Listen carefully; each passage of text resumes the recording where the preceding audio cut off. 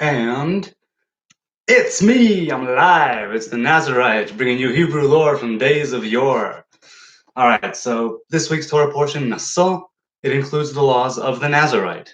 It's obviously a Torah portion that I'm very much connected with, and different aspects. It's the smallest of the different topics or subjects which are being discussed in this week's Torah portion. This Torah portion is one of the longest. I think it's the longest one in the whole Torah. Really long.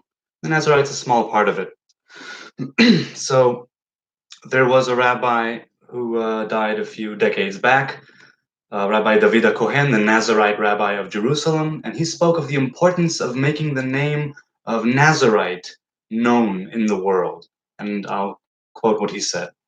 I am a Nazarite, a stepping stone to prophecy. If I would have come into this world solely for that purpose, to make known the name of Nazarite again, as a fact in this day and age, in order to acknowledge that we are on the eve of resurrection of prophecy in Israel, that would suffice. He had this idea that the Nazarite is a stepping stone to prophecy. Now, all of Israel, and to some extent all of mankind, are meant to have this connection to the Most High and receive the word, as it were, receive revelation, prophecy, opening up those gates. And the Israeli people, the Israelites, right, the Hebrew people, the time of prophecy ended at the destruction of the Second Temple, a little before, at that time anyway, of the Second Temple, where it was taken away, and it is meant to make a comeback. And it was Rabbi David Cohen's hypothesis or assertion that the Nazirut, the Nazarite laws, are a stepping stone to prophecy. After having taken this vow about a decade ago at this point, I mean, it's something that I would like to attain as well, to open up my own gates of prophecy. It's something that I foresee, happening as it's written in Scripture, that knowledge of God will cover all creation, right? Like the water covers the sea. No one would have to ask another, where is the Lord? It will all be there to see. With what eyes and what aspect? Is it physical, metaphysical, all spiritual? Different commentaries, right? But the prophets did say that there will be a time where the knowledge of God, in the biblical sense of really penetration, real connection, intimacy, this will be reality. Much like this physical reality is as real as it gets in a lot of ways, it would just be a shift of consciousness. So I'm doing this Q&A. I have a few questions that I was asked. I don't know how long it'll be, and I'm not even gonna, well, we'll just see, I guess. I'm just gonna answer some questions. So the first one, why did you decide to swear a vow of Nazarite? So you don't swear a vow, you swear an oath. And I'll be talking about the difference between a vow and an oath in a later question, but why did I do it? Without getting into really long details, I'll sum it up with, I've been attracted, let's say, and pulled towards this way, this path, ever since I was a teenager. I didn't call it the Nazarite vow, but there was something there that I could perceive, a potential. Not to say that this is me fulfilling my potential, but it's certainly a stepping stone. And the Nazarite vow is, so I had the call to the Nazarite vow, and I also had certain dreams and revelations, and it was all pointing me to that direction, even though I didn't know it exactly. What it became was me coming to the decision that I'm ready to submit to God. As plainly as you're hearing it, simply to submit to God and create a new personal covenant between myself and the Most High. And in order to sort of solidify that covenant and that understanding with an action and with something that I would be able to reference and draw strength from, and something that would be a part of me, much like there is the covenant of circumcision, the covenant of marriage, things having to do with the flesh, I decided that since this is something that I want for life, And this is me submitting to God in a very deep way, that I wanted to have the Nazarite vow act as the physical manifestation of this personal covenant that I made. It's something that is a very personal vow. And why did I decide? In the laws of the Nazarite, which appear in the Torah portion, it says in the Hebrew, the word it's the word that the root is wonder, pele, which basically means coming from the unknown, so to speak, something which is a wonder. And the call to the Nazarite vow, I feel, arrives in that fashion. It was that way with me, where by the time I'd made the decision, and it took me a long time to make the decision, I went through a lot, and it was years before I decided that this is the path that I want to choose, why I'm doing it, how I'm doing it, for what reasons. And that's why I did it. I did it because it's the physical manifestation of a very deep covenant and oath between myself and the Most High, where I'm submitting, and it's something that him and I, God and I, are doing together, so to speak. Another question: do I have to follow the Hebrew God to be a Nazarite? I am a heathen. Okay, so basically, the only ones who can be biblical Nazarites are people from the Hebrew tribes. But a lot of other people choose to take on the vow, the path, the way of the Nazarite, and it means different things to different people. It's a very personal vow, and it affects people differently. Even though the laws are set right there in this week's Torah portion, the Nazarites that I know each take it to a different kind of way, in a different kind of way. So, if you're not a follower of the Hebrew God, it won't be a classic Nazarite's vow. It won't be the biblical Nazarite's vow, but it doesn't have to be one in order to impact your life for the better. So if this is something that you're interested in doing, even though you're not a Hebrew person, you should consider it. Understand that it's not going to be the classic biblical vow. You probably won't be bringing a sacrifice at the end of your days, nor will you be following strict Hebrew law, having to deal with it. So there's this and that. But according to scripture, if you want to simply take it onto you and you want to follow that path, it's free choice. The choice is yours. You got free will. You want to do it, do it. The bottom line of that question is, I think, belief in any deity or entity or God, belief in the Hebrew God is all well and good. It's a blessed thing as far as I'm concerned. But it's our actions and not our beliefs, or it's more our actions than our beliefs that make up who we really are and that show our character. That's what I think. Is the Nazarite vow 30 days by default? The default is 30 days. People are able to take it from 30 days and up to several lifetimes. I say that because one is able to vow more than 100 and something years, which is a normal lifetime, even less. But it's a person can vow. So I guess technically you can vow indefinitely, but it's just you in this body right now, in this incarnation, as it were. So it's from 30 days and until a lifetime, or several lifetimes.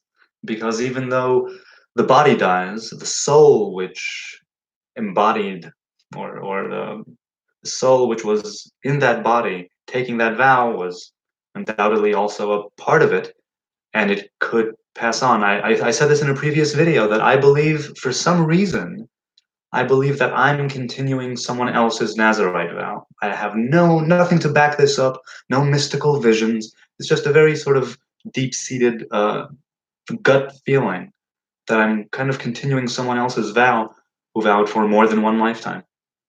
I don't know what it's about, but simply how I feel. It could be something, it could be nothing. Time will tell. You don't seem to be wearing a head covering. Why? The head covering is a big issue because it's such a non-issue for me. The head covering, also known as a yarmulke or a kippah or a kappel, is something that Hebrew guys, Jewish boys, wear. and I wore one for many, many years. And even before I took on my Nazarite vow, I did not. I didn't keep it. I stopped wearing it. If I'm not mistaken, it's been about a decade, right? But if I'm not mistaken, I stopped wearing it before that. I don't wear a head covering for two reasons. The first one is that the hair of a Nazarite represents the crown of God, as is written in the scripture in this week's Torah portion. The uh, the crown of God is on the Nazarite's head. That's what it says. And the second reason is that, at least in Israel, and that's where I was born and raised, the yarmulke has become very much of a dividing tool. It causes a lot of division and a lot of derision, and it's something that is not mandated by the Bible. It's something that was later on, so much later, added on and codified in the halacha, in the Hebrew law. But until a few hundred years ago, there was no such law. And I don't keep it because I don't consider it to be something that is beneficial for me, and nor is it something that God wants from me, plainly. To me, it was plain anyway. And I walked around with a head covering for years, big ones, small ones, all shapes, and well, not all shapes on my head, but I mean, all colors and designs and patterns. And it's not something I'd want to do, even if all my hair was gone, and even if my vow was, I don't know, I still wouldn't go back to wearing a head covering. It's very, very. I've seen its folly, from my angle. That's my take on it. What is the difference between a vow and an oath? So now we come to this.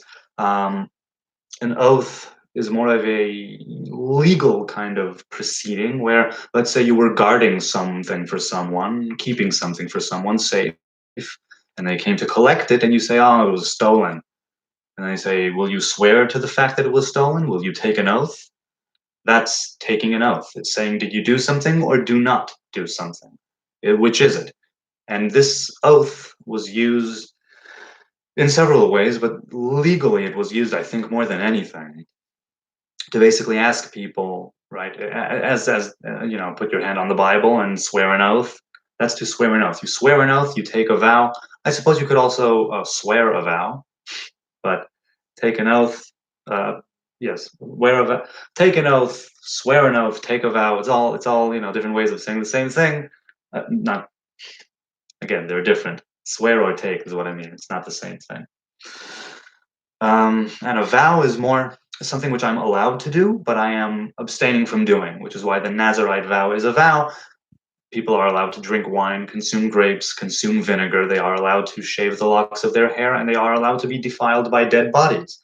The Nazarite vow is a vow, since it says, and those things are prohibited. Even though they are allowed, they are not prohibited. I am making a vow of separation, which is what Nazarite means. Nazir means separated, consecrated. And after, it didn't take me long to understand why that was, why it is that, at least initially, why it means those things. It means consecrated and separated and segregated. It means a few different things. And it really does encompass a lot, since it's the root of many things. So by the time it comes down to this physical world, it's a lot of things with one root. That's what I consider the Nazarite vow to be for me. Last question, unless there's anything that's going on in the chat room. All right. Hey, we've got some chat people going on. The chat wasn't open. So hey there, what's up, bro? Dready Head John Nation, I saw your recent video. Looking forward to the next ones. And hey, is it I? Is it L? Lur? This is fun. I've never done this before. And hey, feel free to leave whenever you want to leave, obviously. And if you have any questions, feel free to shoot them my way. So the last question that I have right now, what hair products do you use and what is your routine? So I had a routine a few years ago. It's gone to the dogs, really. Hey, my father's on. Hey, Paul, what are you doing up? But thank you for joining us here. So, hair products. I have used in the past the, oh, you know what? We've got a chat one, and then I'll get back to that question. So, Dready Head John Nation, as a Christian Nazarite, I feel bad. My job is making me shave my beard. What is your thoughts on I shaving a beard? Well, I've grown my beard ever since I was late 17 or early 18. I shaved, I think I can count on one hand the amount of time. Oh, that's right, you're in New York. I think I can count the the amount of times that I've shaved. I think I can count it on one hand. Um, if your job is making you shave your beard and you don't want to claim, because I don't know your particular situation and circumstances, if you're not interested in claiming any kind of, religious, to invoke any kind of religious thing where they can't force you, I don't know if that's the case or not. If you don't want to do that, I say that you need to think it over. I don't know the nature of the job, and I don't know the nature um, of your meaning, or I don't know why, the reasoning behind the beard. So if you could, if you could give me that information, that could be cool. I'm sorry they're making you do that. There was one job that I wouldn't do because they wanted me to shave my beard. Oh, it's not superficial at all. I totally miss having grapes. I mean, certainly as a vegan, I don't, the alcohol I can do without. I miss beer and wine and whiskey, but I could do grapes. Grapes are such a grapes are so cool and sweet and crisp. And my wife bought grapes just now. They're in the fridge. So yes, I completely miss the taste of good sweet grapes. It's, I think, where I feel the Nazarite vow more than anything. At least up until this time. It wasn't the alcohol, the wine, the beer, the whiskey, it was the grapes more than anything, and raisins and dark chocolate. I miss raisins and dark chocolate. So yeah, no question is too superficial. Go right ahead. Yes, that's right. My father had to shave his beard. My father had to shave his beard in the early 90s to rejoin the reserves of the IDF in the Gulf War.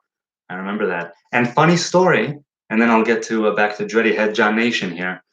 I had to shave my beard when I was in the army too. I was in basic training, and for a single night, the alert level for the military forces went up a notch, a single notch. And that notch was the notch between people shaving their beards, soldiers shaving their beards, and not, because of the gas mask. Soldiers, when the alert is taken up a notch, at some point they carry their gas masks around with them. And we were told that this is imminent, or that something might be imminent, and that we should shave our beards. It was me and one other guy in our company, both growing beards for religious, spiritual purposes. This other one, my fellow soldier, had not shaven ever in his life, and I'd shaven only several times in my life. And I said, okay, you know what? I grew it for the glory of God, as it were, and I'm in the IDF, and that has its own divine meaning. If my commander is telling me to shave my beard, I should shave my beard. So I went and I shaved it. My fellow soldier, he was from a Hasidic sect called Chabad. You probably know the name, maybe. And he called his rabbi, and his rabbi said, "Tell them you'd like to wait till the morning, and then you'll shave." And in the morning, or rather during the night, the alert was taken down. Something happened somewhere. The alert was taken down a peg. I woke up without a beard, and my friend in basic training, my fellow grunt and soldier, he woke up with his beard. And that's the one time that I shaved my beard ever since I decided I wanted to grow it. It was just some fuzz over here, nothing like this, just a little bit of fuzz and a little bit of mustache.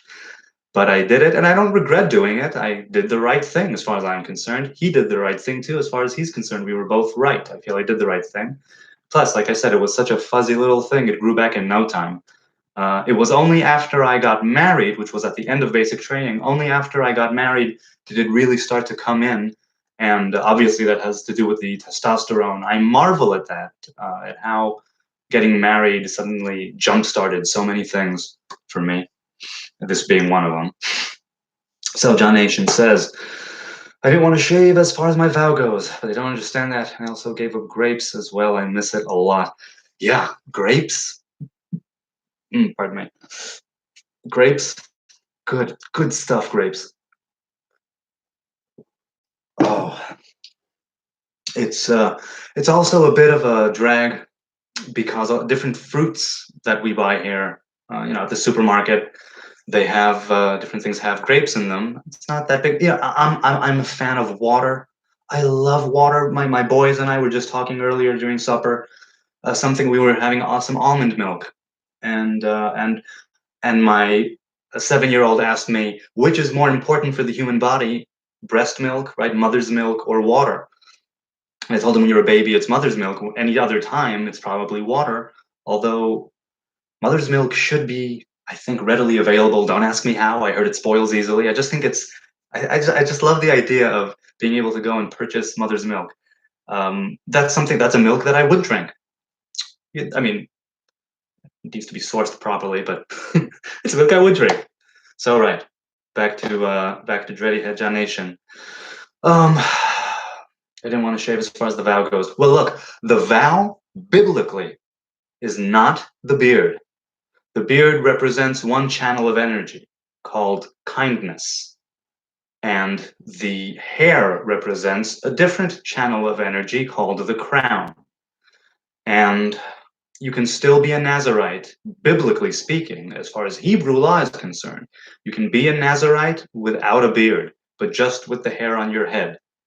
If you read the scripture, it says the hair of his head grows wild, should grow wild, or should grow. I mean, it's gadel perase arosho. The locks of his hair, the hair of his head, is meant to grow wild, not the hair of the beard. You're allowed to shave even if you've taken the Nazarite vow. So if this job means something to you, and if it's something that you would like to continue, and if it's not a deal breaker for you, and if you can afford to tell them, give me a couple of days, meditate on it. I mean, you tell me, how long has it been? Do you have a deadline? Do you need to let them know very, very soon? Or do they because I don't expect people to understand, oh, he's religious. Oh, he's taken a vow. I don't. I go into places thinking that should have no bearing whatsoever. And if it's a job requirement, or let's say, I don't know, I haven't really faced it. I turned down a job because they wanted me to shave a beard, but I wasn't in a position where I was in a job and they wanted me. Was I? Maybe something with the hair. I don't recall. I've been fortunate enough to have jobs where it mattered less sometimes, usually, or all the time. I mean, I've had long hair for something like 15 years. And before that, I had long side curls. So it's something where I've been fortunate, where the job may have been not the best, but at least they didn't hassle me over how my hair or beard looked. So that's cool. I always like to appreciate the little things, even though I didn't enjoy some of those jobs. Oh god. So yeah, more questions, people. More questions. Or I could also go back to the routine and the hair products. But if I see something in the chat, I'll definitely go for it. So feel free to interrupt. So as for hair products, I am no poo, right? No shampoo in spirit, but in actuality, I am being very lazy these last couple of years. I'm being very lazy, and it's not good, but I am being lazy, and I'm using regular shampoo once every couple of weeks. I'm not investing time in baking soda rinses, deep cleanses, which I used to do, and apple cider vinegar conditioning that follows it, which I used to do. I was just telling my wife a couple of days ago that I must do a baking soda deep cleanse ASAP because, I mean, it's not in great shape. Only the bottom, because the bottom is the bottom is what started to dread first, so to speak. And so at the time, I wasn't taking great care of it because I was, for the first couple of years where I was letting my hair do the natural thing, first of all, for a very long time, it was almost always in a tam, in a dread hat, in a Rasta hat. Second of all, I was experimenting with different homemade shampoos and concoctions, with the natural vegan ones from the health food store and with commercial ones from the supermarket or pharmacy. So it took me a long time to find kind of where I am. Is my hair this? Is my hair that? Um, the different kinds of shampoos and conditioners and frequencies. And so over that time, during that time, my hair went through a lot, not because I was abusing it, but because I wasn't sure of how to go about things. I'm more sure now, I'm just not doing it. So I really do need a baking soda rinse, a baking soda, apple cider vinegar rinse ASAP. I really want to do that. The winter is a great excuse to not, but now it's June. It's time for me to get my, to get it together. um, Hair products. I use Dr. Bronner's magic soaps. I love Dr. Bronner's magic soaps. Essential oils. I'm a fan of peppermint, and I'm a fan of lavender and rosemary, and tea tree is a lifesaver. Tea tree essential oil is wonderful. I love it. I've used a concoction of beard oil briefly for a few months. Didn't see any major improvement, but it felt nice. It smelled good. What other hair products? So like I said, I only use any products once every couple of weeks. More often than not, I'll let my hair just do its thing without worrying about it too much. I mean, at this point where I'm almost 15 years with long hair and almost 10 years out of that with sort of freeform neglect dreads, I simply don't care as much about using product. I want my hair to be clean, so I rinse it with water, etc. But I'm not taking any. There's no routine. There's no routine. There's simply showering, getting it wet. Oh man, but to dry it takes hours. I wrap my hair up in a towel. I towel dry. Sometimes if I, sometimes I go out and I do it naturally in the air. Sun air dry. It takes hours. I need to sort of devote a chunk of time to wash my hair. And when I use shampoo and conditioner, or when I do a baking soda, apple cider vinegar rinse, which takes a long time to, it's a process to wash and dry this hair. But it's something that I love to do because I have a very strong connection to these dreads, and it's a very intimate connection. And with that, I also understand that it's just hair. It might be gone tomorrow. It's a material thing. It will decay and die just like the rest of me. But for now, as a physical manifestation of my personal covenant, it's something which I've had the privilege to watch evolve in an amazing way.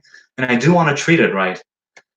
It just is not as high a priority as other things. It should be. It should be not in a vain kind of way, but it's simply in a way of having it look nicer because it symbolizes the crown. So that's what I'd like to do. Your thoughts on letting the hair grow, but also comb. I'm contemplating the idea of letting it dread for some short time. Well, anyone who goes about dreading will tell you that there are so many ways to make dreads, but only one way to grow them. That's the natural route, the free form, Nazarite, neglect, organic, however you want to call it. It's the one where you don't touch a thing, you let it do its thing, and in some scenarios, you can separate because you don't want it to lock up into a big mega dread. So you separate if you want or not. But if you want dreadlocks, wait, you didn't ask about dreadlocks. Oh, letting it dread. You did ask about dreadlocks. Dreadlocks are a commitment. I think anyone with dreads will say this. Dreadlocks are a commitment. You could choose to end it at any time, obviously, but as a hairstyle, it's not something that's here today, gone tomorrow. It's something that you commit to, because even if you take the most extreme methods and you dread your hair in a couple of days using all kinds of crochet hooks and whatnot, and tearing and ripping and twisting, and you've got dreads after 2 days, it still takes months to actually become dreadlocks. So I don't know if there is such a thing as dreading for a short period of time. I know that in the Nazarite vow, the comb is not allowed because it is a tool which is meant to manipulate the hair, style it, and rip hairs out. Because the whole idea of the comb is to catch the hairs that are in their shedding phase and sort of help them along the way, or ones which have shed that are still on the scalp or in the mess of hair, and to sort of do, this.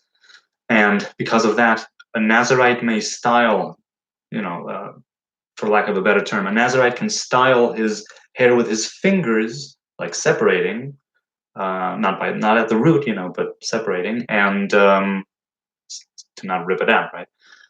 But you may not use, if you're a Nazarite, you may not use a comb, a brush, or another apparatus or device which is meant to manipulate the hair in such a way where it tugs. So that's my idea on the comb. I haven't used a comb. I haven't used the comb in so many years. It is so liberating because I had long hair when I started my Nazarite journey.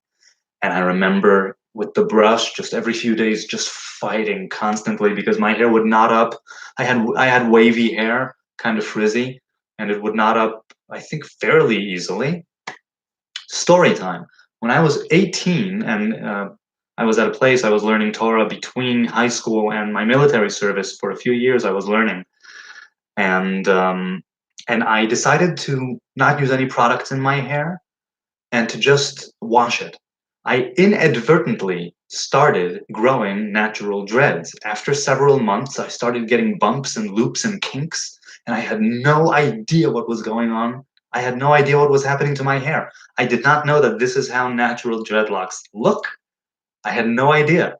So I called them my curl locks because they started off as bumps and kinks and twists. So I called them my curl locks.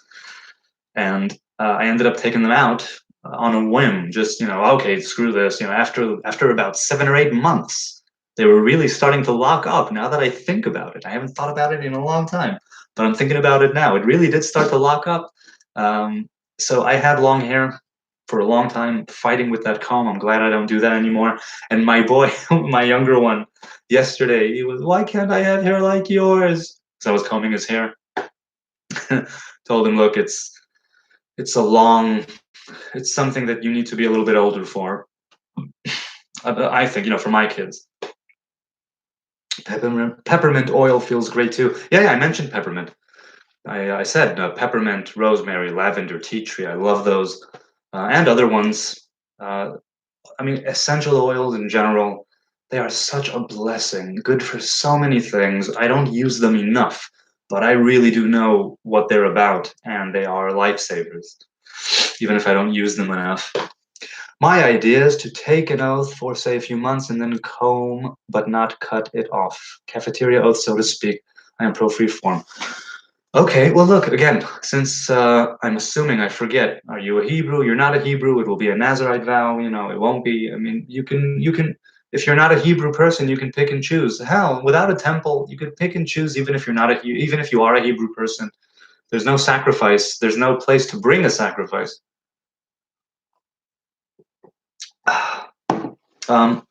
Someone else who I'm in touch with on YouTube also is contemplating the Nazarite vow, and I told her, "Look, you're Christian. You have the ability, you have the option of making a vow for several months or for 1 month." There's another guy that I'm in touch with who, for 3 months now, he has been renewing it every month. And he got in touch with me saying that he thinks he's going to go and make the vow for life and solidify it. I told him, well, we had a brief exchange, but Christians, since they are not part of the Hebrew tribes, have more leeway. You can make a vow for 1 month or for 3 months or for 12 months or for a lifetime, or you're a lot more open. A Hebrew person, a man or woman who takes the Nazarite vow these days without a temple, by default takes it for life, because a Nazarite that's for a specific period of time needs to bring sacrifices at the end of his vow to complete the vow and fulfill it. He needs to go and bring the sacrifices, cut his hair, put it on the altar, drink wine, go through a whole process. And since that cannot be done right now, people of the Hebrew tribes may take a Nazarite vow, but it's for life. So Christians have the ability to do what Hebrews cannot, so to speak. And I think that it needs to be something that means something to you, obviously. I don't think you should limit yourself. If anything, you can always put more limitations later. Limitations are not a good thing. We need to be careful, choose them with tweezers, we need to choose them very carefully, what we limit ourselves with, since we are by definition very much limited as human beings. we need to be very careful of what we do and give the right things their right time and the right place. So limiting yourself is a good thing, but you need to do it right. So I hope that answers at least part of your question. I am pro freeform, you said. Yes, so am I. I didn't see myself going about it any other way when I was contemplating my vow, or even before the vow, when I was contemplating having dreadlocks as the physical manifestation of this vow, the material aspect of it. And I said, how should I do it? How should I get dreadlocks? I want them to be a symbol of my commitment and my devotion to myself, a symbol for me. So how do I go about doing it? And then I researched for a long while, something a few weeks, a month, researching different techniques and methods.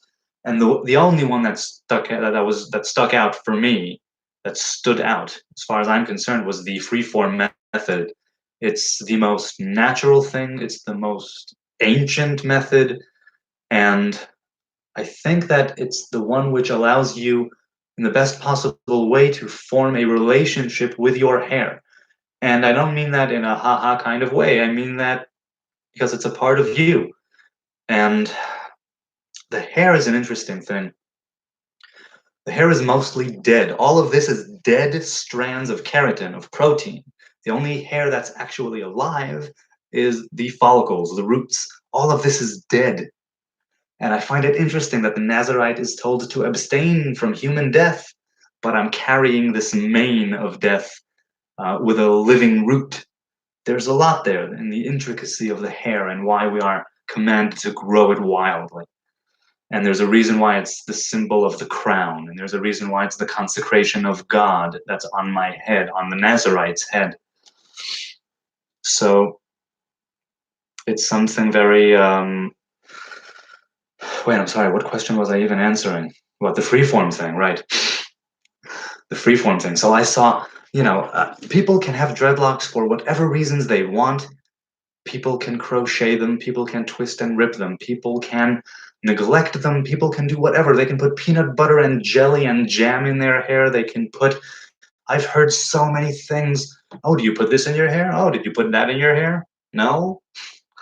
No, people put rubber bands which damage the hair. People come up with all kinds of things.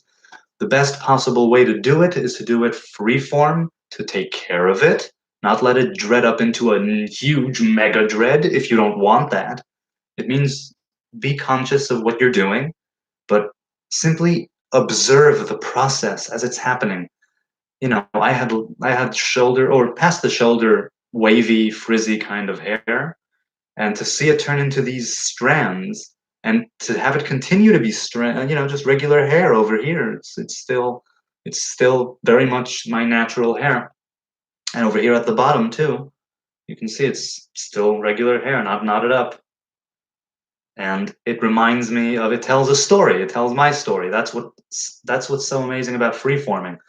I mentioned this in a separate video where the reason that my hair is a different color here, is a little brighter, I don't know if you can tell, is because it was burned by the sun. When I was out in the summer and walking the stroller with the sun on my back, for on a straight path back and forth, and it colored it. It had Led Zeppelin. Oh no, the Doors. Noon burned gold into our hair. The sun burned gold into my hair. That's why it's like that. And I have shades of red in my hair because of that. And the dreads tell my story. That's why I'm so in favor of freeforming. But people should grow dreads for whatever reason they want and use whatever method they want. But I will be the first one to say that, there are a million ways to make dreadlocks, but one way to grow them. It's that simple, I think. And I'm not an elitist. Let me make that clear. I don't think that one is better than the other. I just think that it's the most personal and intimate way of attaining dreadlocks, or rather not even attaining dreadlocks, of simply letting the hair do its thing. There is a lot there. There's a lot there. I've learned a lot about myself. I've learned a lot of what my potential is, even if I haven't attained it yet. I've perceived a lot of potential. And it's true that it's only hair. It is. It's just hair. It's just dead protein. But it's the significance that I attribute to it, and it's the importance that's connected with it, that really makes it what it is. All right. Hey, are there any other questions? We had at one point I think we had like 4 people, but now it's just 2. But I have 3 likes. Thank you guys so much. I want to thank you guys for joining me here, and I want to keep it going if I can. Um, and if not, then I might say goodbye. If anyone out there, there are 2 viewers right now, as from what I can tell. So if you have any questions or if you want to say anything, discuss anything about this week's Torah portion. Actually, in the rest of the world, it's not this week's Torah portion. This is only in Israel. Even though I'm living in the Netherlands right now, I'm still going by the reckoning, the calendar, the Sabbath calendar of Israel, since I'm not planning to live here my whole life. So I've been doing that. Oh wait, I missed what my father said. He's been growing his beard since he's 16. Wow, my father has been growing his beard since 16. That's great, Pa. That's really, really great. Yeah, my father and I are alike in a lot of ways. It's something that I cherish. So having the early facial hair, or rather the beard early on, is something that's pretty cool. I love it that the beard made a comeback, so to speak. I don't know where it is now. I know a few years ago, a lot of people had beards, and it might still be a thing. I've always seen the beard as I don't get it. Why do people shave? I'm sure there are reasons, anthropological, sociological, historical, whatever, the narrative, whatever it is, but it's always been not weird, just something I was wondering about. Why do people shave? My 2 viewers right now who are here, supposedly still here, hi. Do you shave? If so, why? Will you ever dread your beard? Well, look, I don't style my beard. I don't comb my beard. My beard simply grows like this. I haven't touched it since I was 18, since that night in basic training where I had to shave it. I didn't shave it ever since. So if it continues to grow, my wife actually said that I shouldn't dread my beard. And since since it's not part of the Nazarite vow, I'm going to go with what she says. If for some reason it suddenly goes through a growth spurt and starts to knot up, then I'll deal with it then. As of right now, it's looked this way for years, basically, and it's looked this way for many years. It's changing a little. I got my first couple of white hairs recently. I consider that to be it's a biological process and a very natural one at that, and I get it. I even know, I know a few things about hair, and I know why it does it, actually. I'm running out of dye, right? And out of beard dye. That's why it's coming in white. And I still consider it to be something of a symbol of maturity. And when I'm starting to show that, I'm connecting with the tiny little white hairs. I'm embracing them, let's say. So will I ever dread my beard? No, I don't see it happening. If at some point I get the call to do that, much like I got the call to dread my hair, I'll ask my wife, how would you feel about that? Specifically, since she's told me in the past that's something she would not be interested in me doing. But I believe in asking. If I get the call, Jonah, dread your beard, then I'll have to see about it. But I'm not ruling it out. It's again simply something natural. So I suppose I would without any problems.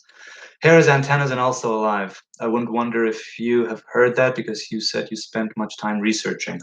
Yeah, the hair is alive spiritually, but it's dead physically. That's what I love about it, and that's the idea behind letting it grow, because it grows from the topmost part, from the crown of the head, right, all the way down, affecting the body, and all the body symbolizes um, with this spiritual energy, this divine energy, this spirit of God. And it is antenna. It is antenna. It's very much spiritual antenna. Um, it's something that I feel is always transmitting. And for me personally, what it is transmitting is I am aiming for the highest possible good. I may not always perceive it. I may not always attain it. I may not always go for it. I may give in to different things and not go in the path of righteousness. But this hair for me symbolizes my desire to walk that path and to persevere and to keep walking it despite my shortcomings, despite my failures. And the hair is alive very much because even though it might look dead on the outside, it's alive and ticking on the inside. Very much alive, still nourishing, still growing it. And part of the Nazarite vow is abstaining from human death because you want to sanctify life. And to sanctify life to the highest degree means accepting death. It's a bit of a tricky concept, but it's, I think, you know what? King Solomon in Proverbs, he said that at the end of Proverbs, he, well, not he, it was someone else, but they list traits of the feminine, the woman. And one of them is that she will wear strength and valor, or strength and splendor, and she will be laughing at the final day. She will be full of mirth. And what is this being filled with mirth on the final day? It means even on your last day, even on the day that you give back your soul to the Most High, back to your Father, so to speak, you're joyful. You're joyful because you understand that you lived a full life and now it's time. Something like that, where you don't fear death, you embrace death. Just like in Harry Potter, where the third brother, in the tale of three brothers, he takes off the cloak and he embraces death as an old friend.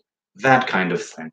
It's that kind of thing where the hair is alive, the body will die, but there's something very much alive inside of us that transcends the physical. That's what the hair represents. So you abstain from human death, but you grow out this mass of dead hair, right? But where the root is very much alive. I know this is off topic, says Dready Head John Nation. Thank you guys for being here with me, really. It's the first time I'm doing this. I'm having a blast. I know this is off topic, but what's your favorite music taste? And if you like reggae, have you heard my music? And if you have heard it, what did you think, and any comments? I haven't heard your music. Or maybe I heard one song, and it wasn't exactly my taste. I don't remember the song. I don't like a lot of reggae. I don't like a lot of reggae. I don't listen to a lot of reggae either. I love classic rock and psychedelic rock, but the two most influential bands in my life are Pink Floyd and Radiohead. Both have impacted me in deep ways, where it's been part of my spiritual journey in my teens, searching. That's when I discovered Pink Floyd, and in my 20s, after I was out of the army and sort of formulating my path and figuring out who I am as a person, that's when Radiohead came in. And Radiohead Pink Floyd is over, and they released their final album, The Endless River, which was wonderful. It's beautiful. And Radiohead are still going strong. 2 summers ago, July 2017, they were in Israel, and I was there. I was there, right front stage, just right at the front, like fourth row, something like that. And it was a blast. Radiohead and the entire production crew there, local and international, they gave such a great show. It was amazing, one of the best nights of my life. It was really wonderful. That's my taste in music. I love the Grateful Dead. I love the Beatles. I love Hendrix and Zeppelin. I love Sigur Rós. Speaking of, I love Bjork. And I love The Who. I love Leonard Cohen. Bob Marley, Peter Tosh. I've recently been getting more into Miley Cyrus.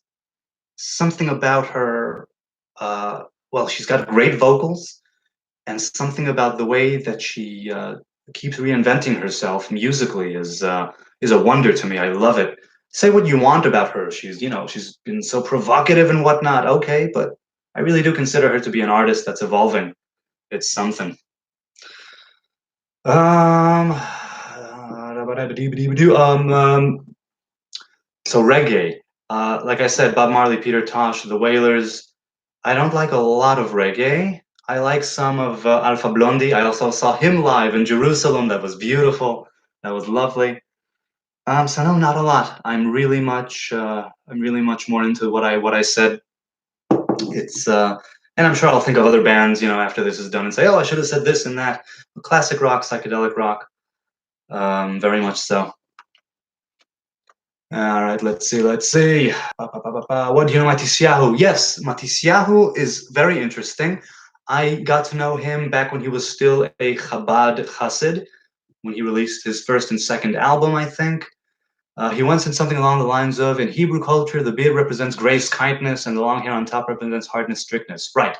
So the long hair represents hardness and strictness. If you don't take the Nazarite vow, it does.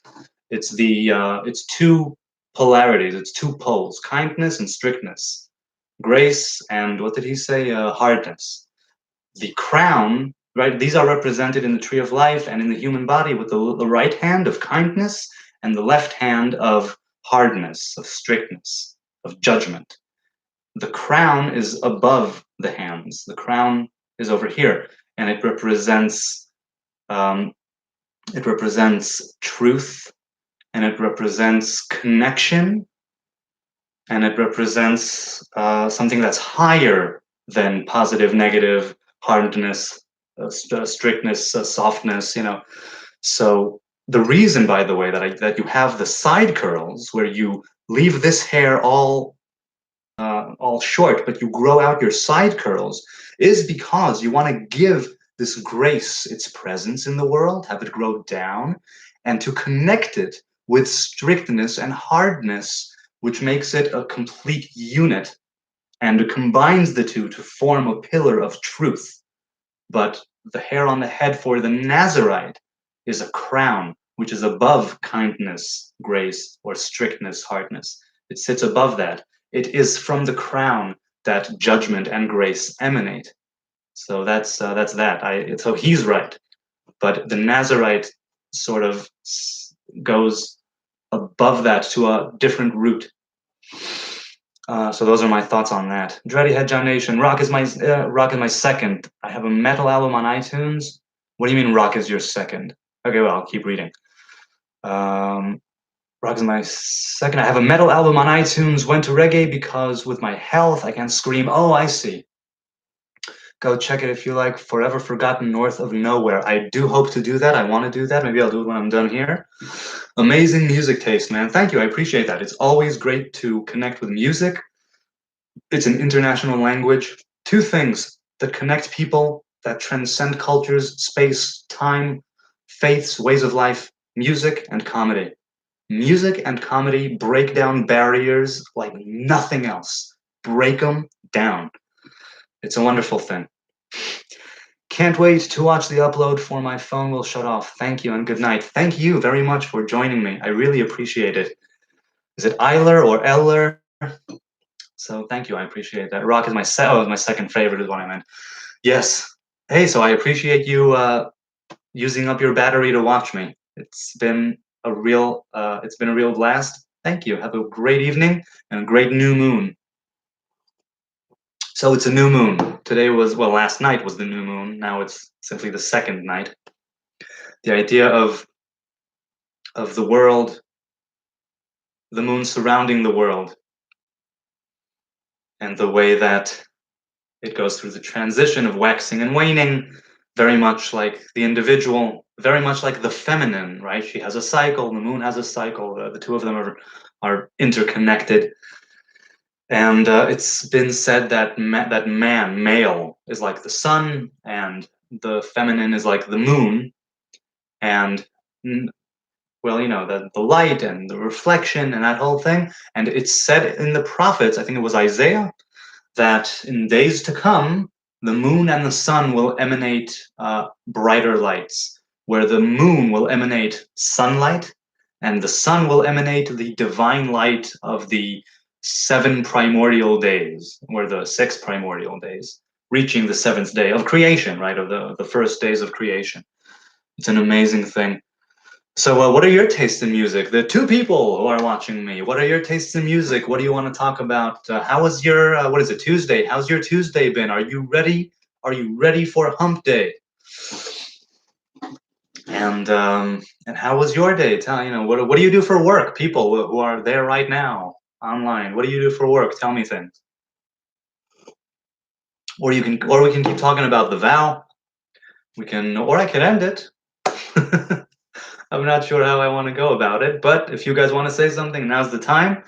In the meantime, I'll talk about one other thing from this week's Torah portion, which is in the end of last week's Torah portion, we learned that the Levitical family of Kehat are the ones who carry the holy artifacts of the temple. In this week's Torah portion, there are 2 other Levitical families, Gershon and Merari, and the 2 families of Gershon and Merari, they carry the different walls and the different the roof, right? The tapestries. What is it called? Not tapestry. Yes, it is. The tent walls and the roof. And the other family carries the poles and the different interconnecting things. And the first family, the priests are warned not to take special care. And it's the son of the priest, the elder one, Elazar, who oversees that and who tells each Levite what to carry and when. And the other 2 families in this week's Torah portion, it's said that they carry those things, but they don't carry them physically with their hands, unlike the first family. The idea of the Levites being the carriers of the holy artifacts and the ones who set up the house of God, it's an idea which I, as a Levite, have been trying to really incorporate, because in this day and age, the Levitical tribe, the tribe of Levi, doesn't have too much representation without a temple. It has a very minor role to play in synagogue, and maybe to some degree, maybe very seldom, in things that aren't ritually connected to the Hebrew way of life or the Orthodox Jewish way of life. But I want for myself, Levi, the son of Jacob, had a different kind of covenant. And the prophet Malachi, if I'm not mistaken, spoke to the tribe of Levi, saying, you have something unique to do, a specific task that was appointed to you. Take heart, take care not to desecrate your covenant. And I feel that I, as a Levite, again, not in a holier than thou kind of way, just in a way that I know that I have a separate task, one that is completely my own as a Levite to perform in this world. And I draw a lot of strength from my Levitical ancestry and from the higher roots, because the Levites represent strictness and hardness that was discussed earlier. And that is why when they were purified for the first time in the desert, all of their hair was taken off. Speaking of which, Dready Hedja Nation, metal and reggae. And my Tuesday hasn't been good. Pulled a muscle in the neck. Ouch. Oh, I did that. I'm over it. Today I'm over it. But for about 4 days, I was gradually getting over, for 5 days ago, I woke up and I couldn't get past this. I couldn't do this. I was over here. Couldn't get that turn. I've been sleeping without a pillow for 5 days. That's been helping. And I've been, not doing any kind of damage to my neck. And I put a hot water bottle there for a couple of sessions with a hot water bottle for an hour. So metal and reggae. Metal is something that I love. I don't listen to a lot of it, but I love. I'm a big fan of old school Pantera. I'm a big fan of old school Sepultura. I'm a big fan of old school Metallica. And I only say old school because I don't know what these guys are currently doing, because I don't listen to it much. Metal has such energy in it, and I love industrial. Industrial metal also has this jaded, industrial, right? It's very much visceral. I don't know. I can't explain it. So I do I do enjoy metal sometimes, and I enjoy grunge, like the fall. I don't know what you know. I enjoy Pearl Jam and Nirvana, that angst, and I also like. I've heard some of Avenged Sevenfold. I've heard some of them, some of that stuff. What else? What else? Metal. There's a lot there. I like Iron Maiden. Some of their stuff, not all of it. What else? Who do I like? I'm gonna go with Metallica. I mentioned them. Metallica have some wonderful, wonderful things. Now with reggae, the reason I don't listen to a lot of reggae, I stick to Bob Marley and the Wailers a lot. Not a lot. When I do listen, it's usually to them. I've also been getting into Kendrick Lamar. Kendrick Lamar, he's got some pretty sick beats. I don't know who his producer is. I forgot. And the people who who co-write, or I don't know if he does it all on his own. But Kendrick Lamar has some. Do I study Shabtai Tzvi or Jakob Frank? So A, no. B, at some point I do want to see how the progression was, because I believe that Frank and Shabtai Tzvi were in fact great scholars until that moment that they crossed the line. Now, and I'm not talking as an orthodox person, I'm talking about as someone who has his own subjective view of righteousness and of what that entails. So very, very subjective. And I believe that these people did receive revelations. But at some point, it crossed the line, and some lines were blurred. And I want to study that gray area when I feel ready, because I want to know how to avoid it. I want to stick to a path which is right for me, and I don't want to tell anyone what to do. Shabtai Tzvi had many people follow him because he was claiming to be a Messiah and a prophet. I am not a Messiah and I'm not a prophet. I'd like to be a prophet someday, one of comfort and solace and positivity, good vibrations, right? And I am not a Messiah because I have not been anointed. That's it. So I'm not a Messiah. But those guys said that they were. I don't know if Frank did. Now, they did have righteousness in their hearts.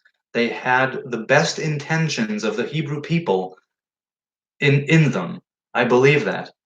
But at some point, I think they crossed a line into a bad place. And if it was just them, then I would have said, all right, that's them. They have free will and they know what they're doing. They want to do what they do. Okay. But they had a gathering of people following them. And I believe that they actually thought what they were doing was cool and fair enough. But it's what's right for them is not necessarily right for the congregation. So I would want to study Shabtai Tzvi and Jakob Frank only to see where they were, what they were studying, when that line was blurred, and how they crossed it, as far as I'm concerned. And they may have actually been great scholars and men of faith until that moment that they went astray. And when that arrives, where is it? Is it Ezekiel? No, not Ezekiel. At some point, one of the prophets, it says, if a person is righteous, oh, it's Ezekiel. And he tells him, listen to me, person, son of man. I'm going to hold you responsible if you don't make your prophecies. If you don't prophesy, I will hold you responsible. If someone is a righteous individual and he goes astray and does wicked things, those wicked things will be his bane, his undoing. And I will take him down because of those bad things. And if you told him, repent and come back and go back to the path of righteousness, and he doesn't do it, then I won't hold you responsible. But you need to warn that person that I'm watching him. You need to warn that person that he should be watching himself. And vice versa. If there is a wicked man full of malice who decides to repent and return to his original divine root and accept responsibility for his actions and pursue a path of righteousness, that path of righteousness will save him. And it will save him from death and from the corruption of his soul and of his being. And I will hold you responsible if you don't tell them to shape up and pursue righteousness and truth and justice and peace. I will hold you responsible. The prophet is it's a very, very heavy, heavy, heavy load to carry. At least those prophets at the time of the destruction and the exile. Like I said, I would love if we were all prophets of comfort, of solace, of kindness, of mercy, of positive vibrations. A lot of the prophets weren't. They were filled with also all that, but a lot of doom, destruction, exile, tragedy, and malevolence. And they were telling people, look at what you're doing. Pay attention. God wants you to treat each other right. God wants you to keep the laws.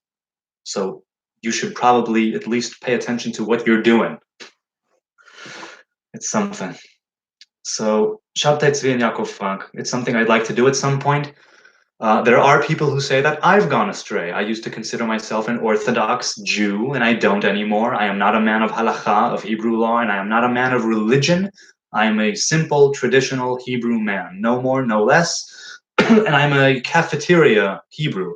I cherry pick from the Torah, admittedly and knowingly.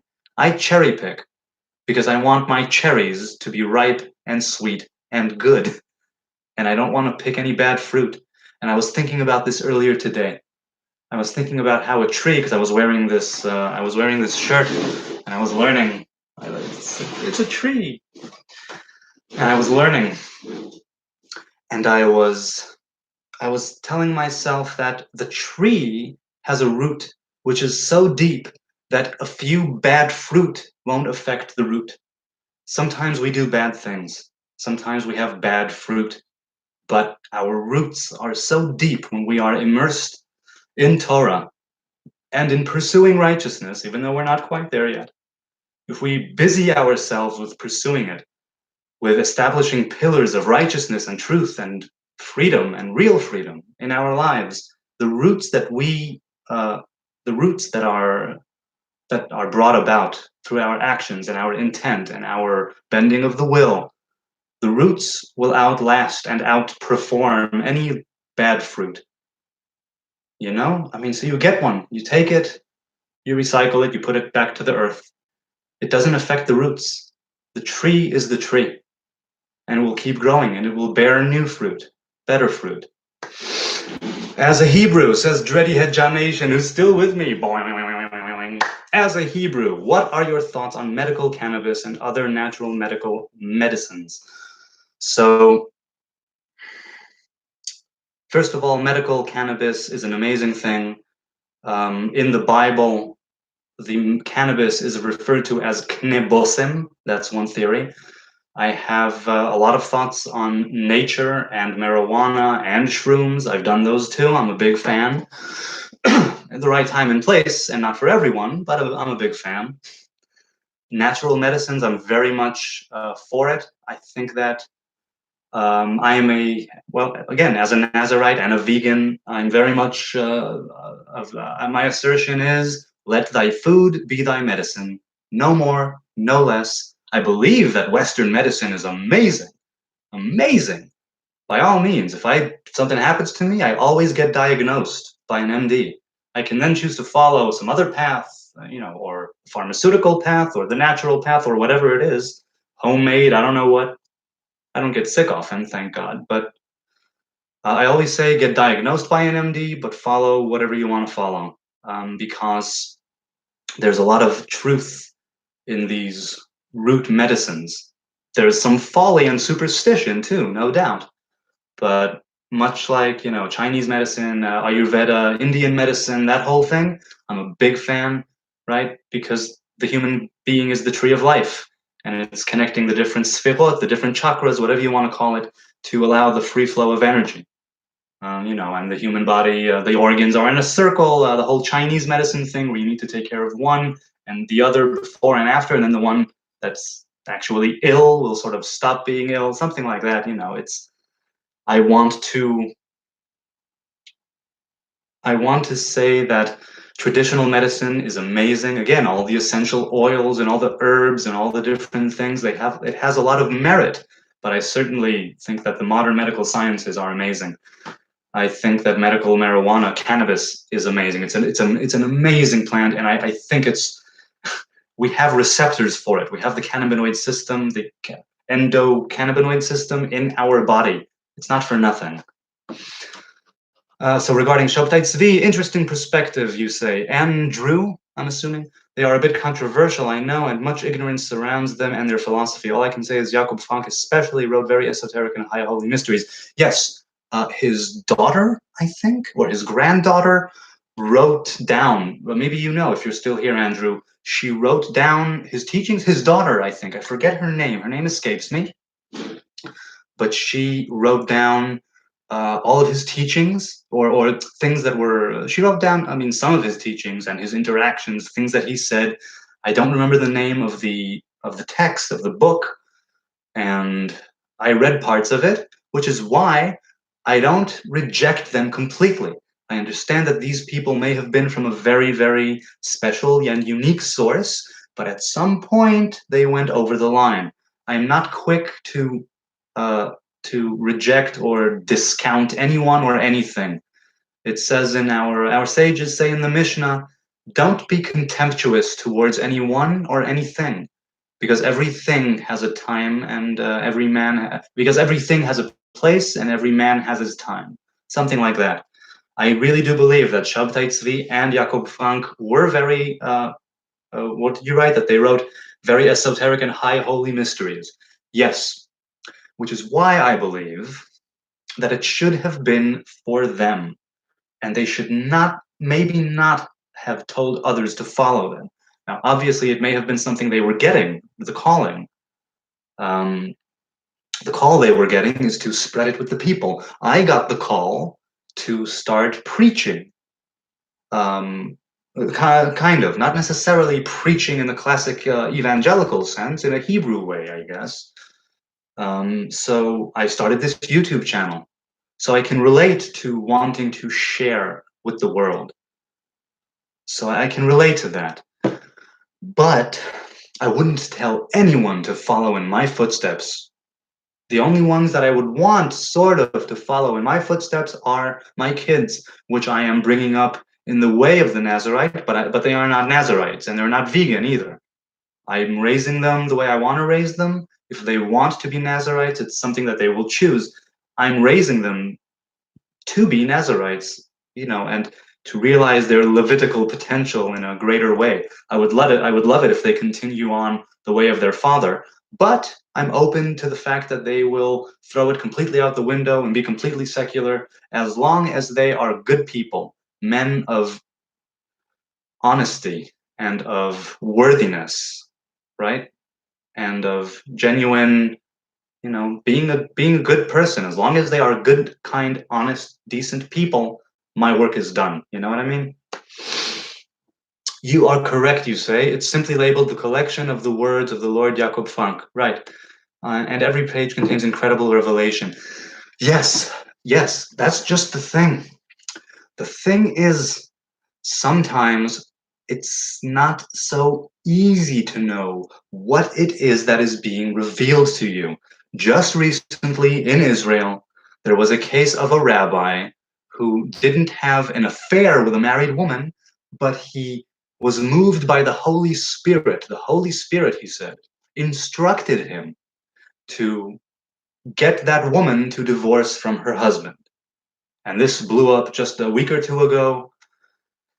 And I don't know that rabbi. I've got nothing against him personally, but if that really is the case, and he's not the first rabbi in Orthodox Judaism to say that he was moved to do such things because of a spiritual motive.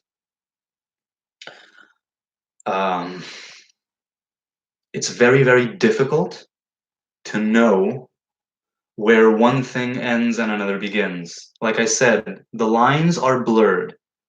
The lines are blurred, and that requires great strength, integrity, and character to know how to sort of I suppose, to know how to filter out the bad things. Because this is the physical world, there are 4 worlds corresponding with the 4-letter name of God, and this one is the final one, the one where it's the physical world. We are, as it's as people say, we are not physical creatures going through a spiritual experience. We are spiritual creatures going through a physical experience. This is the physical world.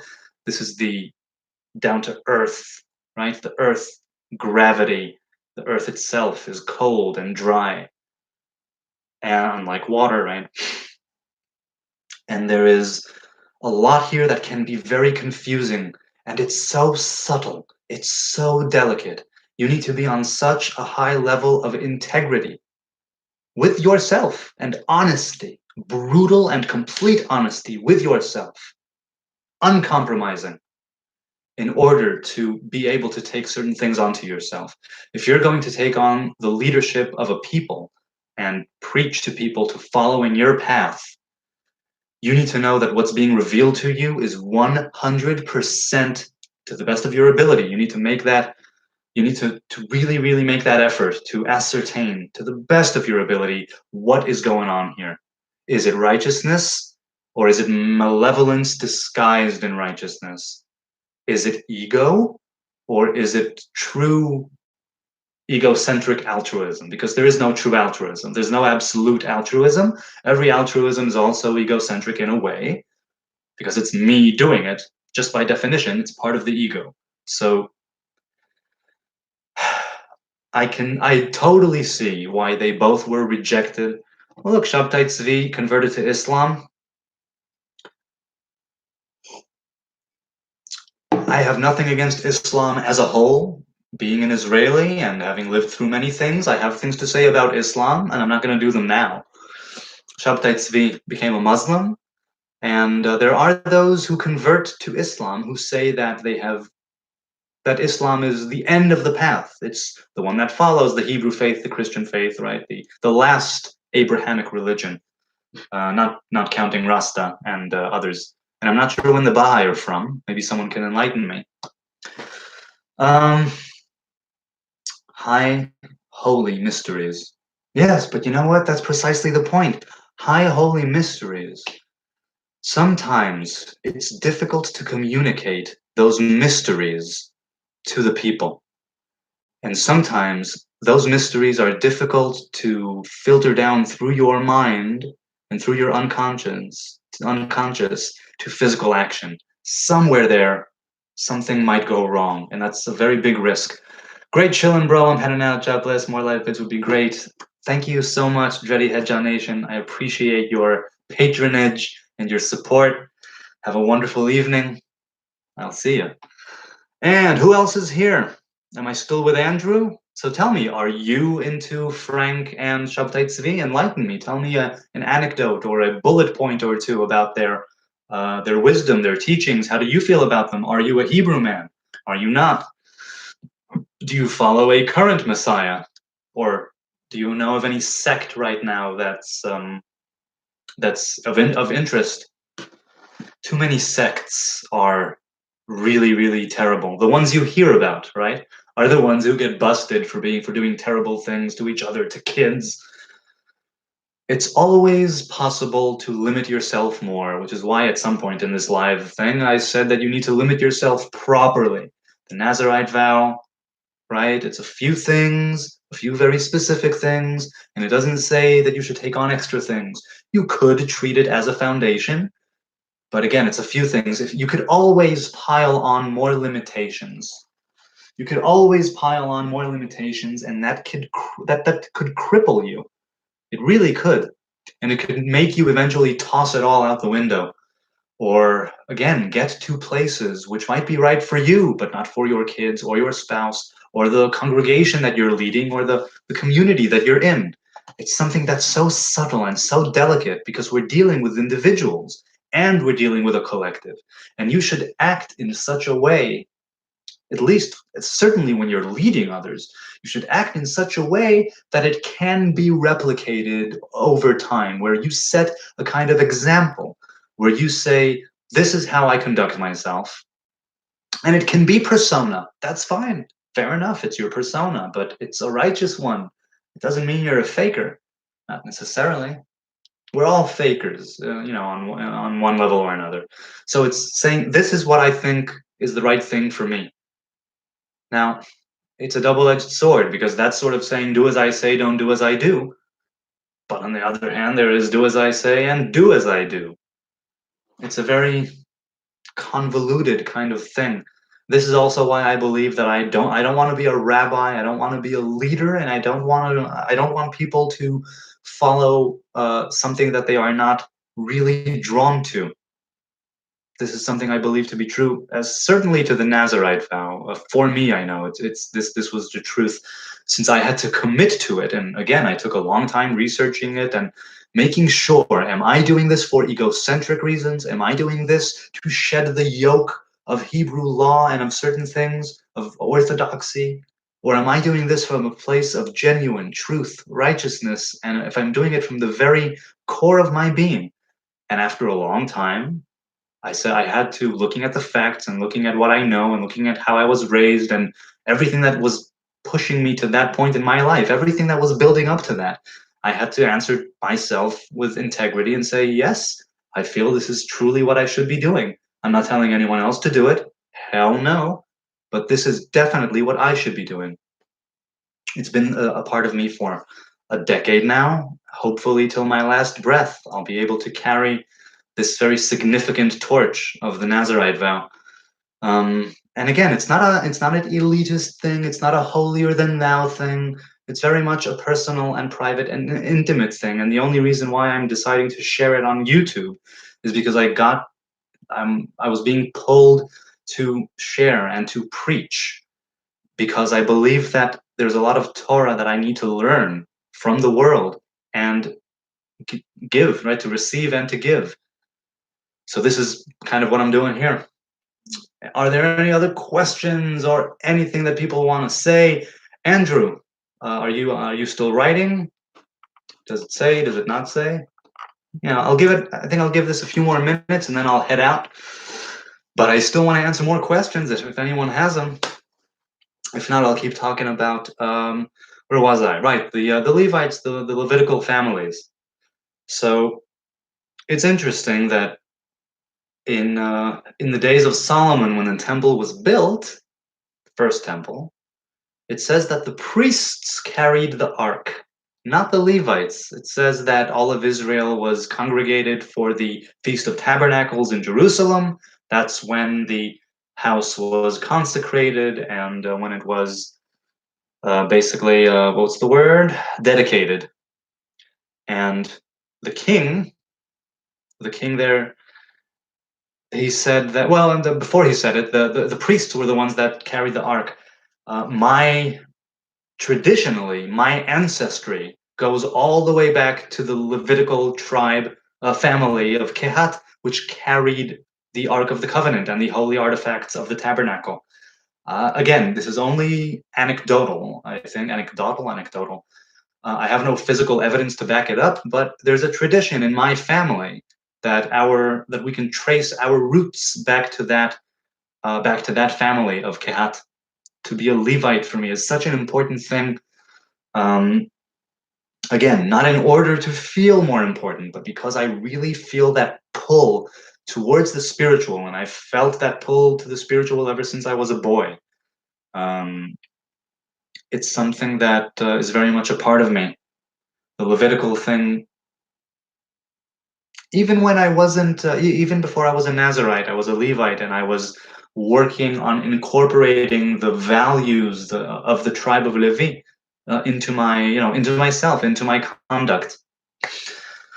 Are we heading out? Let's see. I'm gonna wait. I'm gonna wait another minute. Have a drink of water.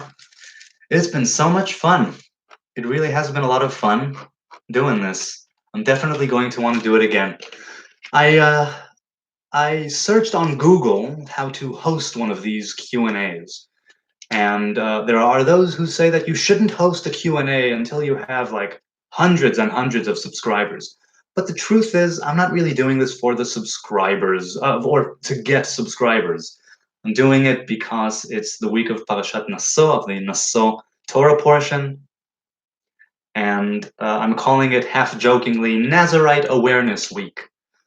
The Nazarite way of life and Nazarites as people are so few and far between, um, that heathen who asked the second question, that self-described heathen who asked the second question in this Q&A, he said that he thought the Nazarites were dead, that they died out.